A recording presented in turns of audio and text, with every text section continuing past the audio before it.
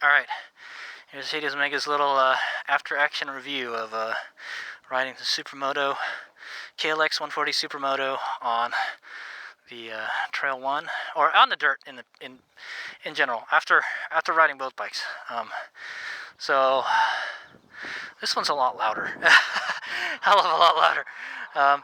This one you can kind of feel when to shift.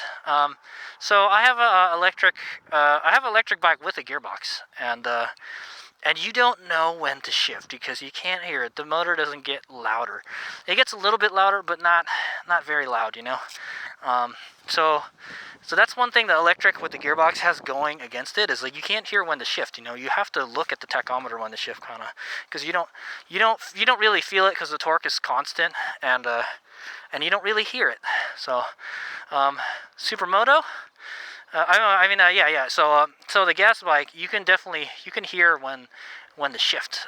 It gets louder and louder and louder, and then it'll get really loud, and like, oh, it's reminding you, hey, we got to shift, you know. And then if you hear it kind of, you know, it's like bogging, then you know, oh, you got to downshift, you know. There's an audible you know, way to tell when to shift on a gasoline bike. On an electric bike, there really isn't.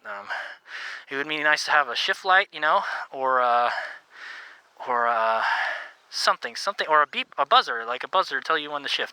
Kind of like the RX-7. The RX-7 has that, FD RX-7, when it gets to red line, it goes beep, and then so you know when to shift. You don't have to look at the tachometer or shift light, whatever, you know. So after riding the Light B and then the Supermoto, on the KLX Supermoto, this one, the tires are awesome, dude. These are Shinko Podiums. They're very good. They're okay street tires, and they do great on the track too. Those tires suck, man. The ones on the Light B suck. They'll suddenly just let go, you know. Even on the pavement, they'll let go. And when they do, they kind of skip around a little bit. They don't. It's not a real smooth slide. Not like this one. It's probably because the wheels are so light. That could be the reason. I'm not so sure. Braking. Braking is a lot easier on the Light B. I feel that the handlebar brakes are great. You know, I've never really learned how to use the foot lever brake too well, and you know, that's the one you want to use most of the time, especially in the dirt. What else? Yeah, the tires, they grip much better. You can pretty much ride it like a normal dirt bike. It's a little heavier, you know. It feels a little lazier to turn, but like you feel the front let go, and then you give it gas. So you gotta give it throttle. If you don't give it throttle, then the bike it'll just slide, you know, and it'll be out of control. If you're constantly on the throttle, the back tire will grip, you know. That'll grip, and it'll keep it from sliding too much, you know, and it'll keep the front from sliding too if you slide the back. So you want it to oversteer, not understeer.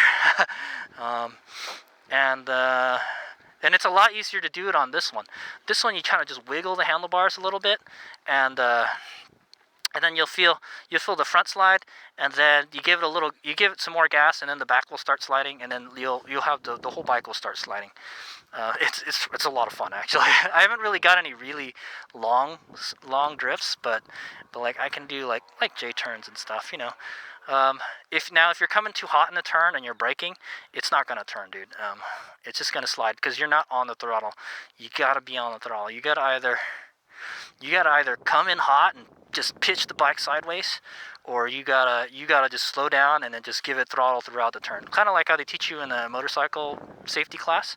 You want to slow down before a turn, and then just progressively just roll on the throttle as you go through the corner, and then that'll get the back sliding a little bit. And that's the way you want to ride it. Same concept. Man, it's a lot of fun though. And oh boy, did I get some mad air on that jump over there. One of those jumps, I cleared something. I was getting some mad air. And this suspension is really stiff. I came down really hard. I think I may have bottomed it out. I'm not sure. I think I bottomed it out because one of the handlebars moved. The handlebars moved back, you know. I think I bottomed it out on that jump. I'm pretty sure. The handlebars move, but I can't move it back. I have to go get an Allen wrench and loosen the things now. Man, Okay, yeah, we gotta bend it back. So I guess that's it for the KLX140 Supermoto. It's a lot easier to ride than the Light B Supermoto. Those Supermoto wheels are not very good, man. I don't feel confident riding it one bit, you know. Yeah, I don't feel confident riding that bike one bit compared to this bike. If you get off that bike and you get on this bike, the big difference. That one is like, you know, control-wise, that one is easier to ride. You just twist it and go, you know? Twist it and go, you got your brakes on the handlebars. There's less to worry about on that one, though, so... but yeah, if you're gonna ride that in the dirt, don't ride it with the Supermoto wheels. It's not very fun. It'll just let go. It could be the tires. It could be the tires. Those tires are not good. I don't know if it's tires or just the wheel setup in general. It's not a good wheel. It's not a good setup. It slides on the pavement. I've noticed. I've caught it sliding around in the corners, which, I mean, I guess it's what a Supermoto is supposed to do. It's supposed to slide, but it just kind of like, it doesn't feel. You don't feel confident sliding that bike where I do this one. It could be because this one's heavier, you know, it's gasoline powered. I don't know, man. I don't know what it is, but I like riding this Supermoto better than that Supermoto. All right, so we're gonna go. I'm probably gonna take that one out. I gotta move these handlebars back up.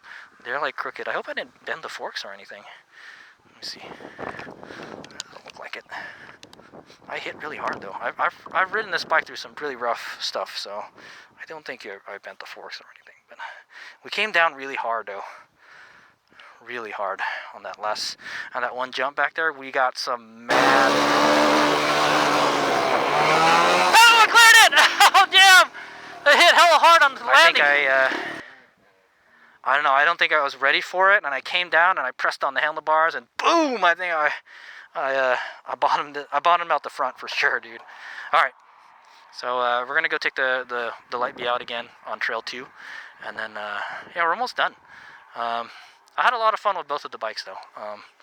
That's a good little bike to jump.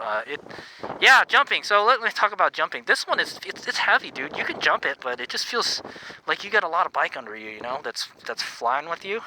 That one, it just feels light. It feels like the Light B feels like it's part of your body.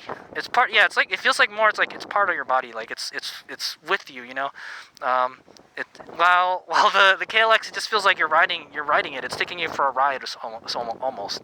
But I'd imagine, you know, that's how a bigger bike would feel. Imagine what a bigger bike feels like, you know, probably even worse. Like the Alta. The Alta feels like a big bike when you jump that thing, man.